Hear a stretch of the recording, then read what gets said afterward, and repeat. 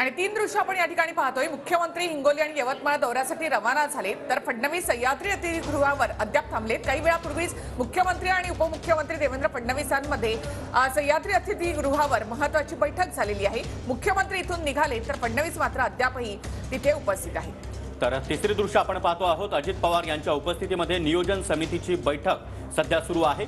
त्यामुळे आजचा महानिकाल आणि या तीनही दृश्यांकडे अर्थात तीनही बड्या नेत्यांच्या आजच्या भूमिकेकडे आपलं सर्वांचंच लक्ष असेल। तर तीन दृश्य आहेत। सरकारचं काम वेळेत सुरू आहे असे ही दृश्य या ठिकाणी सांगतायत। मुख्यमंत्री हिंगोली आणि यवतमाळच्या नियोजित दौऱ्यासाठी रवाना झालेत। फडणवीस अजूनही सह्याद्री अतिथीगृहावर थांबलेले आहेत। विधानसभा अध्यक्ष दुपारी 4 वाजता निकाल देणार आहेत। विधानसभा अध्यक्षांकडून दोनही गटाच्या वकिलांना आता मेल गेलेला आहे। निकालासाठी उपस्थित राहण्याचे अध्यक्षांकडून या मेलद्वारे आदेश देण्यात आले। अधिक माहितीसाठी आपण जाऊयात आमचे प्रतिनिधी विनायक डावरुंग यांच्याकडे। विनायक, विधानसभा अध्यक्षांकडून आता दोन्ही गटाच्या वकिलांना हा मेल केलाय, 4 वाजता निकाल।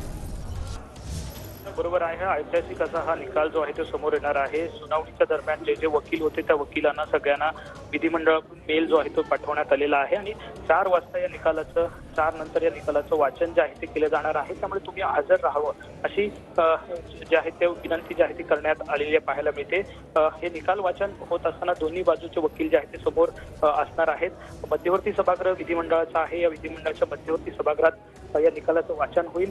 जवळजवळ आपण जर पाहिलं तर 1200 पानांच्या पेक्षा अधिक असा निकाल आहे आणि त्यामुळे या निकालाचं वाचन जो आहे ते जवळजवळ 1 ते 1.5 तास जे आहे ते वाचलं जाणार आहे। त्यावेळी दोन्ही बाजूचे वकील सुद्धा हजर असावेत यासाठी विधिमंडळाकडून हा मेल जो आहे तो आता पाठवण्यात आलाय।